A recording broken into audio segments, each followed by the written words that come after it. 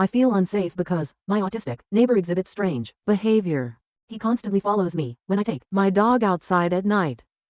Hi all, I've never posted here before, but I've been thinking about writing this for a while now, since I'm really starting to feel uncomfortable and could really use some advice for who to contact and what to do. I 23F live in student housing. As a graduate student, I have my own apartment in a small multi-family complex. There are about 4 other students there, one of which I will refer to as S-45 meters. S has autism. I know these terms are outdated, but for context, his autism is rather profound, and he has lots of social difficulties and stims in conversation. I previously haven't had any real difficulties interacting with him, especially since I used to be an instructor for children with autism, and am used to handling various social behaviors from people on the spectrum. But in the past couple of months, his behavior towards me has changed, and I'm at a loss for what to do. I take my dog out at various times throughout the night to relieve herself. There is only one way out of the complex, and I have to pass by S's apartment in order to do this. But after living here for about 6 months, I didn't have any trouble with this. Sometimes he'd come out to say hi,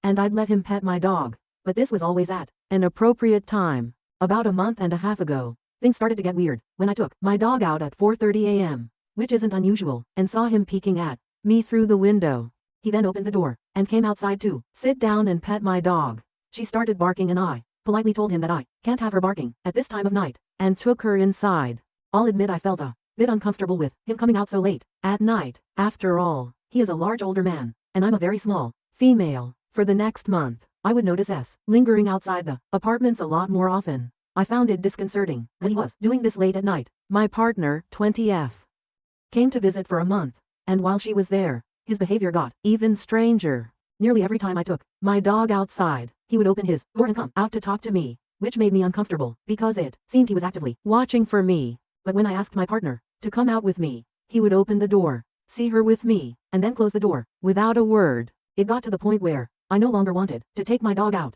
alone, and eventually put up a security camera for peace of mind. The day my security package was actually delivered, my partner was up having a school Zoom meeting in my kitchen while I slept.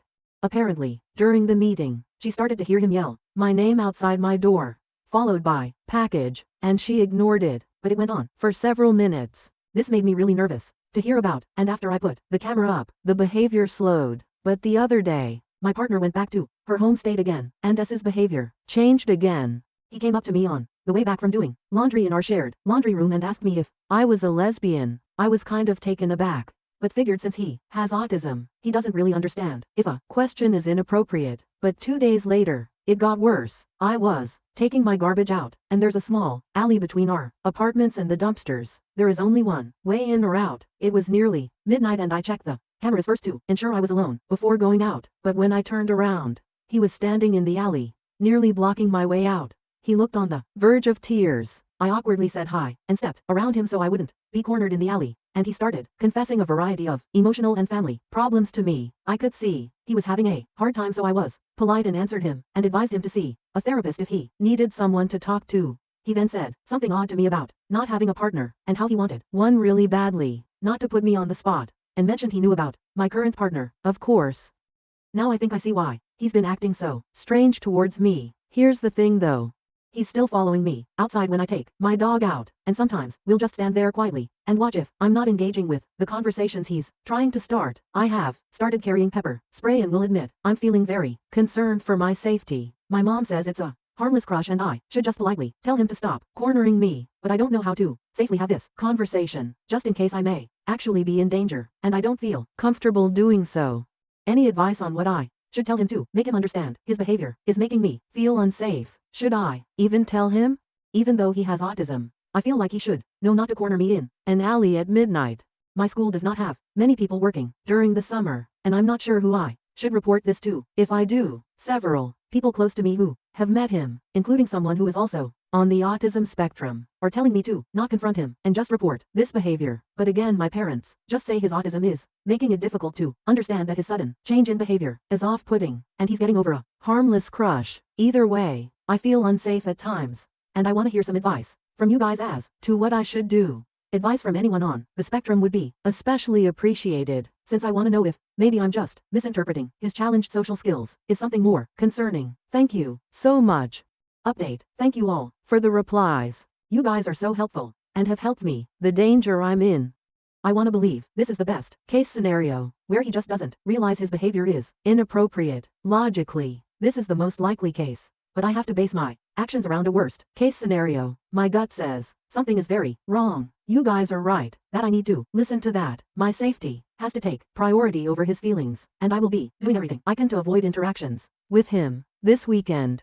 He hasn't come up to me directly. He has, however, been coming outside at night after 2:30 a.m., searching the yard where I usually take my dog, and then going straight back inside. 2 nights in a row now, as caught multiple times by my camera. Don't know why else he would do this other than to look for me. And this makes me especially unnerved that he's only attempting that approach at night now, as if he's trying to catch me off guard. I called my parents and broke down crying after reading all the comments you guys left in this thread, and they're finally taking me seriously. My mom purchased me a stun gun, which I will not be going outside without. I'm also not leaving the house alone anymore at all, not even to take the trash out. My dog will be accompanying me for everything. I didn't mention it in my previous post, but my dog is a pit bull, and even though she's the sweetest and has never once been aggressive, she is fiercely loyal, and I believe she could do some serious damage if someone attacked me. I also put in contact alarms for my windows and got a better deadbolt for my door, and my partner has also offered to come stay with me. Safe. He has never approached me when I'm not alone.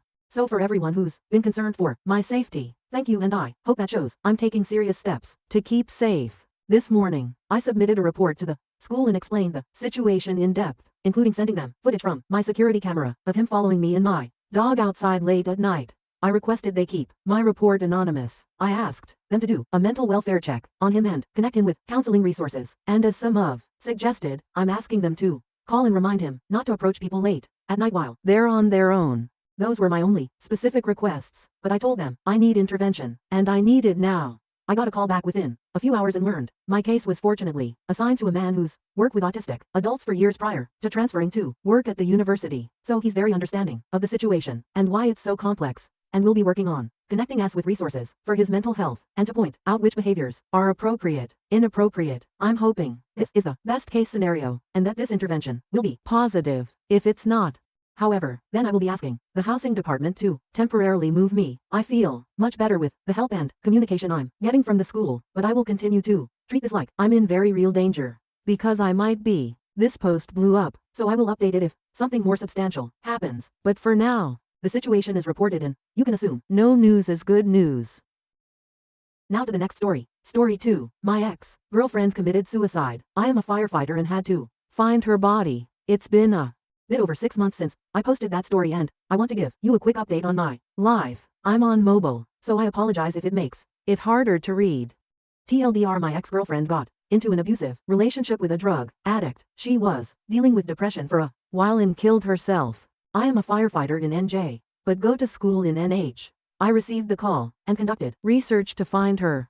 I drove back down to help with the search. We found her body in the woods and she wrote me a suicide note. Where I left off was me upset about the situation and upset with the world, and most importantly, upset with myself. I was in a dark place for a while after that. I drank and shunned out everyone but my friends who were helping me. For a good amount of time I distanced myself from any girl who I met. The funeral wasn't long after and Jim didn't even show up. I'm not sure if he was invited, but it just shows the type of guy he is. I didn't feel comfortable with dating anyone, let alone even hooking up with them.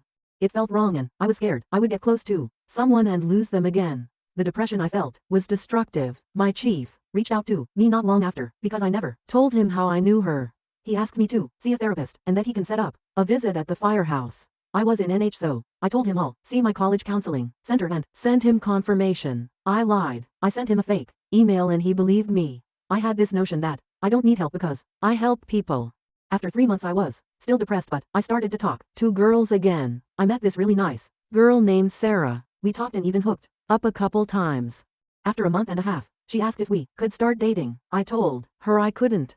I told her my story and said I don't feel comfortable being close with anyone. She took it well and still wanted to talk, but I couldn't anymore. I felt as if she crossed a line in my mind and we couldn't go back. I didn't want to be close with anyone like that again.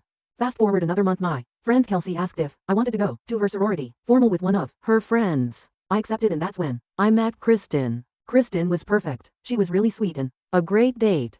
We ended up talking for a while, and this time I decided it was time to be proactive.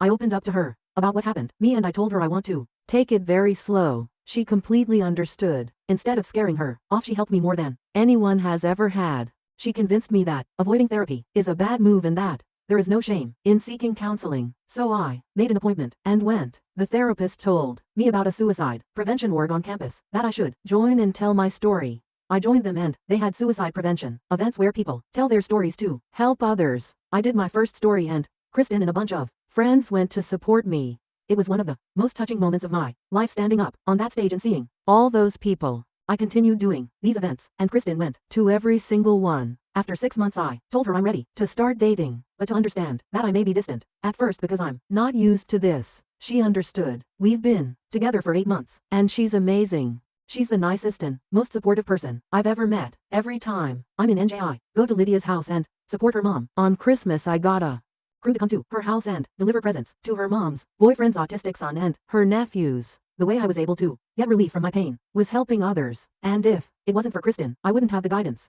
to do it.